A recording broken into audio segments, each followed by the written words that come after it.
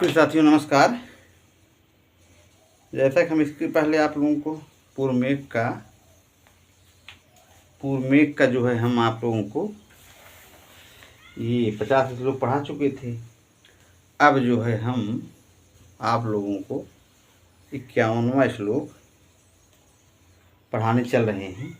इसमें ये बात कहा गया है कि तामुत्तिर ब्रज। तो इसमें मूल बात ये है, कहने मतलब ये है कि कालिदास जी कह रहे हैं कि यक्ष जो है कह रहा है मेघ से कि जब आप जो है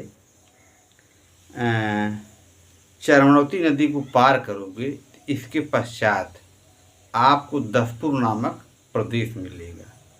तो अब उनके कहने का आशय ये है कि जब आप दसपुर नगर में प्रवेश करोगी तब जो है आप मेघ हो, तो चूँकि दसपुर की स्त्रियाँ आपको देखेंगी तो आप अपने को ऐसा ढाल लेना, ऐसा बना लेना जिससे आप उनको देखने के लिए कौतूहल का विषय बन जाओ।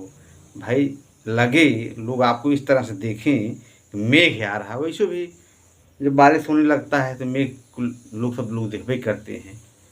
आंधी आ रहा है, तूफान आ रहा है, तो मेघ का अपना लगे तो वही चीज़ है, कौतूहल विषय बन जाना। तो ये है तामुत्तीर्य ब्रज परचित भ्रूलता बिभ्रमाणाम पश्मोच्छेपान उपरि बिलसत् कृष्णसार प्रभाणाम कुन्दच्छेपानुमधुकर श्रिय मुषाम आत्मबिम्बं पात्रीकुर्वन् दशपुरवधू नेत्रकौतूहलानां कुन्दच्छेपानुमधुकर श्री मुषाम आत्मबिम्बम। ये चीज़ है मेरे प्यारे साथियों। इसमें ये बात बताया जा रहा है कि हे मेघ, उस चरमणवती नदी को पार करके तुम अपने स्वरूप को भ्रूलता माने भूमि पड़ी हुई लता के विलासों से परिचित पलकों को ऊपर उठाने के कारण ऊपर काली लाल श्वेत कांत से शोभित कुंद पुष्पों के इधर उधर हिलने डुलने के अनुसार ही स्वयं भी हिलने डुलने भ्रमण करने वाले भ्रमरों की शोभा को चुराने वाले दसपुर की स्त्रियों के नेत्रों की उत्सुकता के विषय बनाते हुए आगे जाना, ये चीज़ है। तो यही कहने मतलब है कि दसपुर की स्त्रियां देखेंगी आपको तो इस तरह से अपने आप को बना लेना, बन ठन जाना, जिससे वो आप उनके लिए नेत्रों के लिए कौतूहलता का विषय बन जाना। तो इसमें मेरे प्यार है तुम्हें एक शब्द है आत्मबिंबम। आत्मबिंबम में आपका हो जाएगा षष्ठी तत्पुरुष। ये है आत्मबिंबम। आत्मबिंबम में आपका षष्ठी तत्पुरुष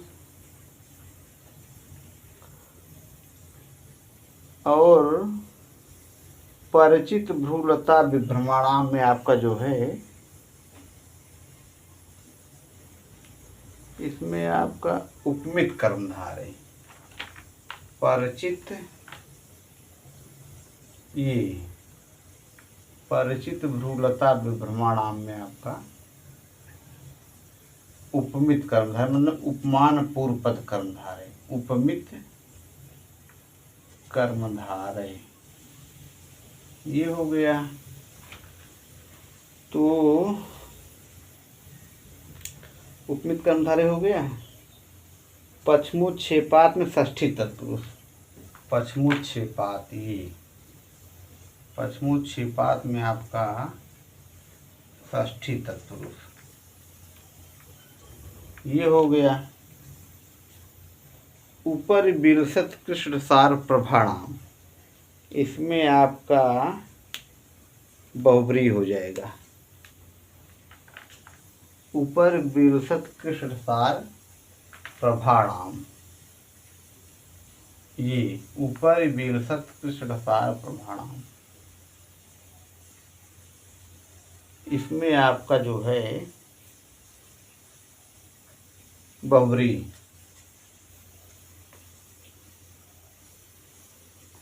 तो सुपा भी होगा, कर्मधारय भी होगा, बहुब्री भी होगा।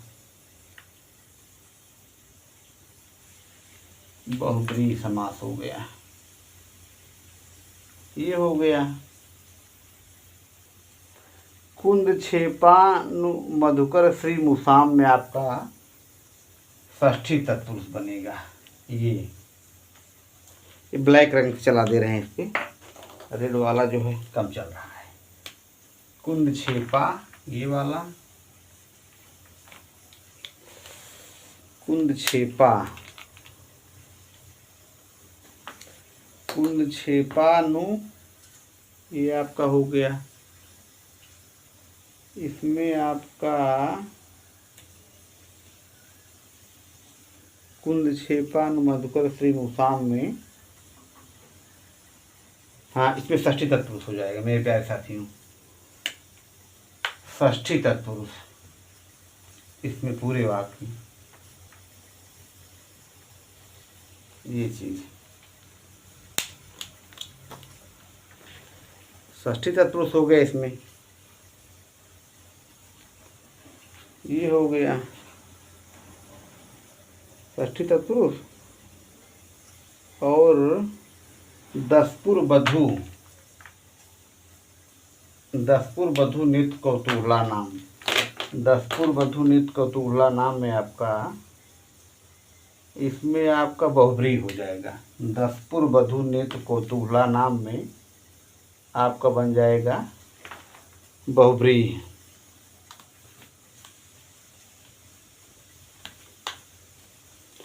दसपुर बधू नौ इसमें हो गया बहुब्री, षष्ठी तत्पुरुष और गति तत्पुरुष। दसपुर बधू नेत्र कौतूहला नाम में, ये दसपुर बधू नेत्र कौतूहला नाम में आपका बहुब्री हो जाएगा मेरे प्यारे साथियों, बहुब्री ये हो गया। और पात्री कुर्वन में आपका हो जाएगा गति तत्पुरुष, पात्री कुर्वन ये गति तत्पुरुष। तो इस तरह से पात्रिक कुर्वन मतलब अपने आप को जैसा उनको देखने में अच्छा लगे उस हिसाब से अपने आप को कर लेना, पात्रिक कुर्वन पात्र बना लेना, ये आते हैं। ताम उत्तीर्य ब्रज, ताम माने आप, उतर करके जब आप जाओगे, परिचित भूव्रता ब्रह्माणाम पश्चिमोच्छेपात उपरि वेलसत कृष्णसार प्रभाणाम कुंद छेपा नु अनुगम अधु कुंद छेपानु मधुकर श्री मुसाम आत्मबिंबम, कुंद छेपानु मधुकर श्री मुसाम आत्मबिंबम पात्रिक कुर्वन दसपुर बधुपुत्र नेत्र कौतूहला नाम। तो इस तरह से आपका मेरे प्यारे साथियों ये आपका संपन्न हो गया। पश्चिमोच्छेपात में आपका कृष्णसारम, उत्तीर में अक्तो प्रत्यय, उदत्री अक्त, उच्छेपा में घ प्रत्यय, अनुगाह में ng प्रत्यय, अनुगम ng, मुसाम में कर्तय, पात्रिक कुर्वन में सत्र प्रत्यय। इस तरह से ये आपका 51वें श्लोक संपन्न हो गया मेरे प्यारे साथियों। नमः संस्कृताय, आपका दिन शुभ हो। इसी के साथ मैं अपनी वाणी को विराम दे रहा हूँ। ये मेरे प्यारे साथियों ये आपका सूक्ति वाक्य है। पात्रिक कुर्वन दसपुर बधू नेत्र कौतूहला नाम में आपका जो है ये आपका सूक्ति वाक्य है। इस तरह से आगे इस तरह से आप दसपुर का भी वर्णन देख लिए, दसपुर नगर का वर्णन। तो इसी के साथ मैं अपनी वाणी विराम दे रहा हूँ। आपका दिन शुभ हो। नमः संस्कृताय।